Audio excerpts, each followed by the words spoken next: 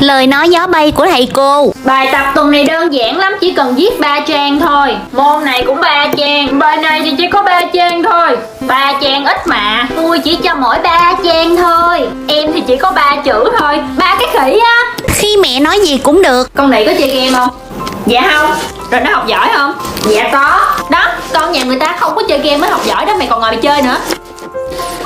Cũng là mẹ. Con Nị có chơi game không? Dạ không. Rồi nó học giỏi không? Dạ không luôn. Đó, nó học không giỏi nên nó mới không dám chơi đó, mày còn ngồi mày chơi nữa.